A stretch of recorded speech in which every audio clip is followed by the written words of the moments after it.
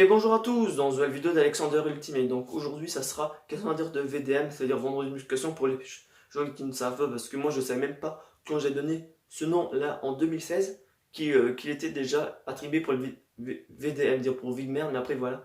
Vous allez peut-être vous dire 2016, c'est vieux, mais pourquoi il n'y a pas d'autres vidéos qui datent de 2016? Parce que je commence sur YouTube depuis 2014, j'ai eu 3 chaînes, celle-ci c'est la dernière, et je vais faire en sorte qu'il n'y ait pas de droit d'auteur. Donc tous les précédents VDM ils ont été bannis à jamais, à part celui que j'avais publié en janvier 2019, que j'ai gardé et qui a été resté en ligne. Donc voilà. Donc avant de faire de récapituler tous les points à dire de ces VDM, je veux déjà remercier Thibaut, parce que c'est grâce à Thibaut Inchep, évidemment, parce que c'est grâce à lui que j'ai commencé la musculation. Et je vais pas dire remercier lui par rapport au niveau du crossfit, mais c'est plus ou moins, on va dire au même moment que j'ai commencé le crossfit en même temps que Thibaut Inchep, en, en 2018, lorsque j'étais en terminale lors de mon année scolaire 2018-2019. Donc voilà. Donc maintenant, on va commencer par parler, on va dire, des différents points. Donc on va d'abord commencer par rapport au commencement. Donc déjà, avant, on va dire, de faire le sport, déjà, il faut déjà se mettre en tête, déjà, je crois que j'ai déjà dit dans les conseils, mais je suis pas sûr, que lorsque tu fais de la musculation ou du basket ou n'importe quel type de sport, tu le fais uniquement pour ta propre personne, tu le fais pas pour les autres, parce que si c'est les autres qui décident à ta place, c'est pas forcément pas bien, mais tu sens à ce moment que toi qui sais mieux tu sais mieux que personne ce qui te convient tout simplement. C'est pas à ton meilleur copain va dire de dire fais du basket, ou à ta copine en disant à te dire non, si t'as pas 20 mètres de tour de bras, je ne sors pas avec toi, ou des trucs dans le genre que les gens vont dire t'incitent à faire quelque chose que tu n'aimes pas, mais c'est juste uniquement pour le propre intérêt. Ne le fais pas. Quand tu vas le faire, le truc, et quand ils seront plus là, tes copains ou ta chérie, ça sera dans le vent. Et c'est bien de faire les choses uniquement dans ton propre intérêt et pas forcément pour leur. Et après, si eux ils sont pas contents, ben ils nous ont qu'à se faire voir, tout simplement. Je suis pas vulgaire, mais c'est pas eux qui décident ce qui te convient, c'est seulement que toi, et c'est la même chose pour eux. Tu vas pas décider des choses à leur place. Certes, tu peux leur donner, ou ils peuvent te donner des conseils, mais pas choisir à la place de l'autre, ça c'est non.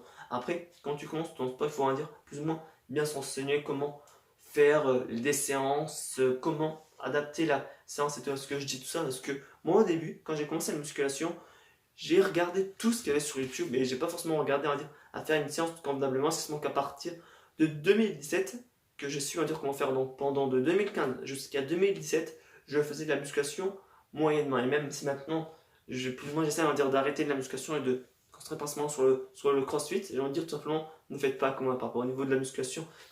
Construisez-vous déjà une séance convenablement. Il y a plus ou moins trois thèmes de prédilection en, en musculation. Tu as la force, tu as l'endurance et le volume. Ou je sais pas si c'est le volume, c'est un autre, mais en général, il y a certains qui sont différents selon qui ont différents noms, mais ouais, non, lui c'est sa force. Oui, parce que force, par exemple, pour les footballeurs, par exemple, ils ont besoin d'avoir beaucoup de force, mais ils n'ont pas forcément besoin d'être endurants, ou l'inverse. Je dis des bêtises, mais là, je lis n'importe quoi. Spécifique-toi d'ailleurs sur un thème précis, sur quoi d'ailleurs tu veux te développer.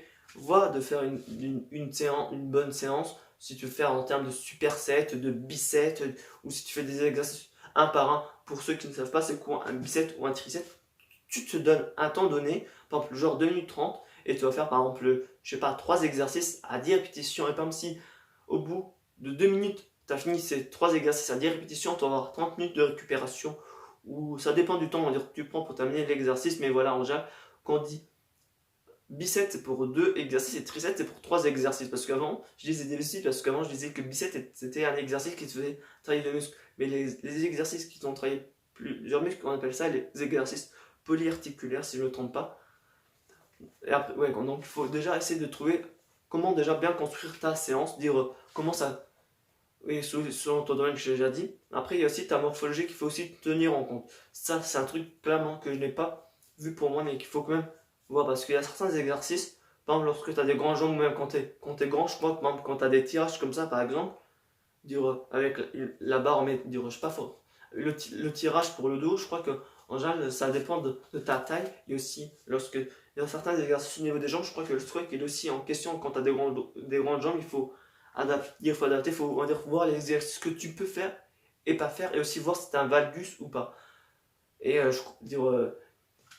faut on va dire, prendre en dire tout c'est de même compte parce qu'il faut pas prendre ça à la légère. Et moi j'ai pris trop ça à la légère et vous voyez, j'ai pas beaucoup changé. J'ai juste perdu 3-4 kilos de gras en 2 ans, de 2015 jusqu'à 2007. J'ai perdu ces kilos, mais de 2007 jusqu'à maintenant, je suis toujours dans la même forme, on va dire. J'ai juste des fois un petit peu moins les pecs qui ressortent, mais j'ai rien de plus et j'ai pas plus gagné ou moins gagné de masse musculaire, même si maintenant je commence à devenir un peu plus endurant au crossfit, mais ça je viendrai ça à la fin de cette vidéo. Mais entre autres, moi j'ai commencé la musculation comme un imbécile, et heureusement que lorsque j'étais à la Brooklyn, les profs de PS, on avait des musculations et des crossfit, et que certains m'ont pu me réorienter, pas me réorienter, mais me dire qu'il faut faire parce que je fonçais dans un fossé, parce que je faisais les choses sans forcément bien savoir même il y a différents exercices que j'ai déjà bannis. Par exemple, je travaille même plus le dos tout simplement parce que les rowing j'arrive pas. En fait, tous les exercices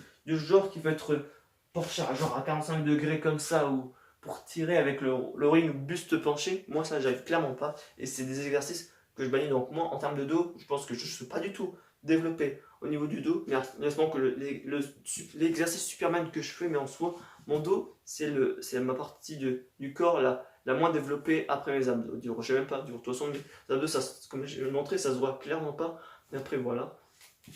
Et c'est surtout sur ça, on va dire qu'au début, on va dire, depuis le début, j'arrive pas à dire, en fait, je trouve qu'en soi, je suis un peu bien foutu parce que j'ai perdu du gras, mais la seule partie que j'arrive pas à faire bien, c'est un peu comme tout le monde, c'est les abdos. Et comme on dit, les abdos, ça se fait à la maison, ça se fait à la cuisine.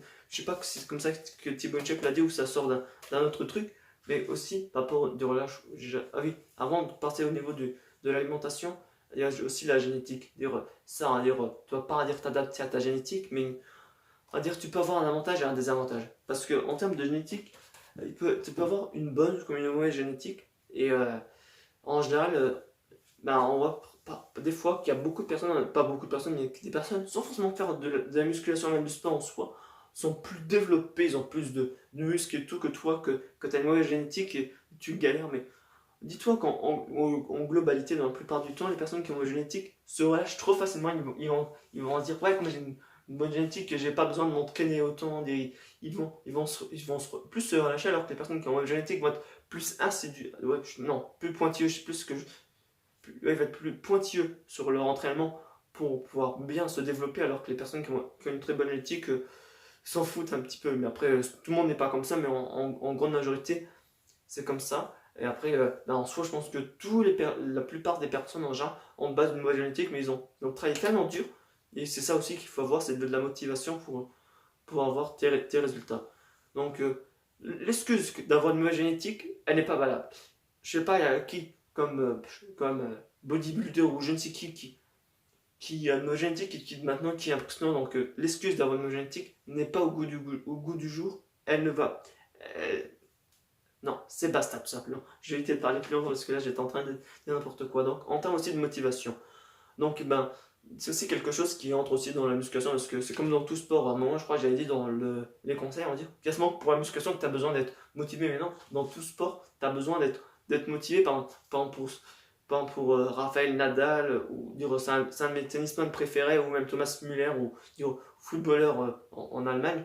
Je pense que les deux là, ça fait plus de 10 ans qui font du sport. Ils doivent être quand même. Au début, ils ont dû avoir une motivation, même si c'est pas forcément à dire le football, le sport le plus impressionnant, même si en soi il y a beaucoup de choses qui font polluer, comme leur fait qu'ils gagnent beaucoup. Mais après, ça, c'est pas le détail de cette vidéo. Mais il faut te donner une motivation, un objectif à réaliser, parce que moi je crois que c'est ça, moi aussi, un problème aussi, que je suis toujours comme ça quasiment, depuis 3 ans, je ne me donne pas d'objectif. Mon objectif du début c'était être à 60 kg, là je suis à 60 kg et j'ai pas plus d'objectifs. Donc donnez-vous des objectifs et ayez la motivation de le faire.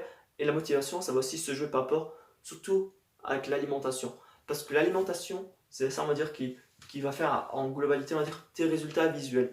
Parce que pardon, excusez-moi.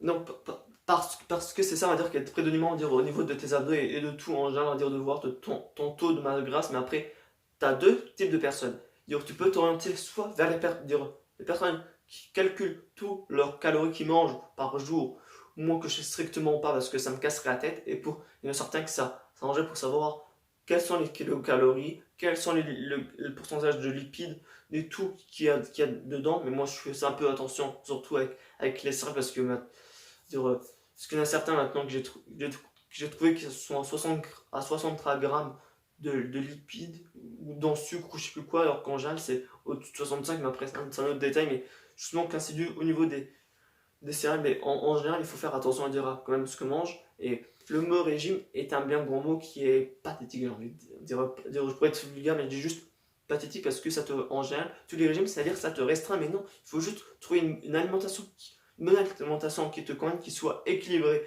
et faire des cheat meals de temps en temps, et tu peux y arriver. Moi, j'y arrive partiellement, et c'est pour ça que je dis partiellement, parce que j'y arrive pas trop, parce que ce corps-là, c'est quasiment simpliste, mais il faut que je me fasse un petit peu, parce que j'ai toujours dit, quand avant je mangeais beaucoup, même si maintenant je mange encore beaucoup, en fait j'ai toujours tendance en général à beaucoup trop manger, même si j'ai un petit peu arrêter à dire un peu de moins manger souvent qu'avant, mais c'est quand même toujours quelque chose qui est compliqué. Après, c'est pas comme ça que j'ai dit, faut pas forcément me bloquer, mais j'essaie à dire de faire ça progressivement, même si je mange, comme je dis, pas autant qu'avant, mais c'est vraiment un problème pour moi, parce que en termes d'évolution, c'est pas forcément ouf, mais après, en soi, c'est quand même, je suis mieux dans mon corps maintenant qu'avant, où j'avais du cardio qui débordait pour cette personne. Je peux pas être un petit peu trop sec, mais en termes de musculature et tout, je suis pas fort, ouais, tout simplement, j'ai pas forcément été à un de mes meilleurs niveaux. Je dis n'importe quoi, mais entre eux, je trouve que je pourrais mieux faire que ça. Mais après, en soi, avec avec tous mes événements de stress que j'ai eu, toutes les mauvaises périodes que j'ai eu, voilà, ça n'a pas joué à ma faveur. Donc, les régimes, bannissez, trouvez juste quelque chose qui vous convient à vous, et essayez de trouver des recettes qui peuvent vous convenir et tout. Puis après, aussi en termes d'alimentation, il faut éviter, après. Tout ce qui est soi-disant pilules, médicaments qui vous soi-disant vous font maigrir, ou je ne sais quoi, les XLSS médicales 8 ou je ne sais quoi, qui vont vous faire 3 fois perdre plus de masse de gras ou je ne sais quoi. Je sais pas si c'est pipeau, mais à 90% ça ne laisse pas avec ça que tu vas perdre de la graisse et tout. Il faudra juste, comme j'ai dit, changer les choses, ta façon de manger. Il faut changer les habitudes. Et c'est comme ça que j'ai vu la présentation de ma chaîne. Il y a seulement qu'un seul extrait de mon vendu de musculation. Tout ce qui est médicament, ça ne sert à rien. Il faut juste que tu changes ton mode de vie pour qu'il soit plus sain, clairement, au lieu de te baser que sur des médicaments. Puis après, tu as certains médicaments qui sont dédiés sur d'autres choses qui vont fonctionner en termes de musculation. C'est que mon avis, mais je pense que c'est pas forcément la meilleure des choses. Il faut que tu construises un mode de vie sain pour y arriver, pour perdre du poids et tout. Mais après, au point pas forcément d'être anorexique, mais aussi pas perdre trop de masse, de pas trop sec non plus, parce que moi, c'est quasiment à mon juste milieu. Après, de toute façon, là, je me limite. Personnellement, si je me limiterai encore plus, je sais que je boufferai encore plus. Donc voilà, mais après, comme je dis, il faut faire attention. Donc après, oui. Après ça, ça a plus ou moins en termes de séance. Donc maintenant, je vais rentrer, on va dire, dans la partie, parce que je crois qu'il n'y a plus grand chose. Ah oui, ben si, vite fait, comment s'entraîner si on a mal. Ça dépend du type de blessure. Parce que si tu as des blessures, je sais pas trop. Parce que en soi, moi, j'ai justement que 2 types de blessures jusqu'à présent. J'ai des fois, j'ai des fois mal aux jambes ou au bras. Je crois que c'est la plupart du temps des courbatures, mais en général, ça dépend de l'intensité de la blessure. Quand c'est léger, mais après, comme je suis pas forcément médecin, ne vous appuyez pas sur ce que je vous dis. Mais en général, quand c'est un truc léger, essayez de ne pas travailler le muscle en question. Par exemple, quand tu as mal aux jambes, essaie, on va dire, de pas faire de les jambes, essaie plus de privilégier le dos, les bras et les épaules, mais fais pas les jambes. Même c'est la même chose pour tout type de muscle. Mais après, quand c'est vraiment catastrophique, quand tu as vraiment mal, que tu ne peux pas faire d'exercice de musculation, ne force pas. Moi, une fois, je crois que j'avais une fois vraiment mal au dos, j'ai fait de la musculation et j'ai dû arrêter de la musculation pendant 2-3 semaines, parce que je voulais continuer ça. Mais au final, il faut éviter d'être un petit peu trop têtu, on va dire, de fonctionner uniquement le sport, mais si ton corps te dit que tu as mal, ne va pas continuer à faire le sport. C'est-à-dire, tu peux essayer de passer tes limites, mais pas te casser ton corps. De toute façon, c'est ton corps qui ressent tout. C'est seulement ta tête qui va te dire ce qu'il faut faire, mais après, vous voyez ce que je veux dire. En général, qu'est-ce que j'aurais pu oublier de dire excusez-moi, mais je crois qu'il y a tellement de choses que... Ouais, non, de toute façon maintenant, c'est pas par rapport à ma personne. Dire que donc, par rapport à moi, comme j'ai dit, j'ai fait de la musculation de 2015 jusqu'à 2018. Et voilà, j'en fais encore partiellement, mais j'en fais une séance par semaine. Maintenant, je fais 4 séances de sport dans la semaine. Le mardi, je fais du HIIT. Le jeudi, je fais du CrossFit. Le vendredi, je fais une séance de renforcement musculaire. Et de toute façon, c'est la musculation pour la faire plus simple. Et le dimanche, je fais du CrossFit. Donc, je fais 2 séances de CrossFit par semaine, du HIIT et de la muscu. Mais de toute façon, bientôt, on va dire, je vais faire uniquement bientôt plus que 3 séances de CrossFit et je crois que j'ai arrêté la musculation tout simplement. Parce que je me suis rendu compte que quand j'ai commencé le CrossFit au lycée, je trouvais ça bien plus intéressant. Après aussi, c'est en soi, comme je ne me suis pas forcément bien développé en musculation, je trouve que comme le CrossFit il m'a l'air plus intéressant pour moi que la musculation, même si je ne veux pas faire du CrossFit comme certaines personnes se disent en général. Quand là, je suis pas encore un pot de CrossFit, mais en général, les personnes qui ont des bons résultats en termes de CrossFit, des fois, la plupart du temps, en fait, quand tu es bon en musculation, voire très bon, tu n'es pas forcément dans la compétition à te dire tu es un bodybuilder ou faire Mister Olympia, alors que quand tu es au CrossFit, quand tu es super fort au CrossFit, les gens te disent pourquoi tu fais pas les CrossFit Games ou tous les trucs dans le genre, mais après, c'est un débat, c'est pas un débat, mais je trouve que c'est un truc un peu abusé au CrossFit. Tu as beau être fort, mais tu n'as pas forcément envie de faire des compétitions. Donc voilà, par rapport à mon rapport au sport à la maison, même si en soi, comme je dis, c'est pas la plus folle des évolutions. Je vous laisserai une photo là à quoi je ressemblais avant et maintenant. Il n'y a pas trop de changements. Et même au début, que j'avais fait une photo quand j'étais torse nu, donc ouais, voilà, il n'y a pas grand chose que j'ai perdu ou gagné. Mais en termes, comme j'ai dit, des fois, mes pecs qui ressortent plus. Mais après, voilà, je suis pas forcément le gars le plus impressionnant. Mais en termes de. Je suis quand même assez content de ne plus avoir autant de gras qu'avant, même si j'ai pas de photos avec moi vraiment, avec vraiment beaucoup de ventre. Parce qu'en soi, je suis pas forcément trop gros, ni trop maigre. Mais j'ai quasiment à dire.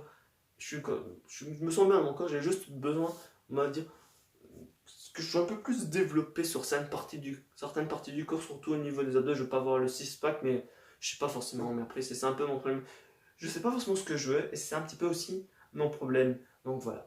J'espère que ce vendredi de musculation ultime a été convenable pour vous, et je vous dis à la prochaine dans une vidéo d'Alexander Ultimate qui sera mes hobbies, c'est-à-dire que ça, je vous parle par exemple de Dragon Ball, et un de mes chanteurs préférés comme le roi, Mika et Christophe. Mais sur ce, à la prochaine!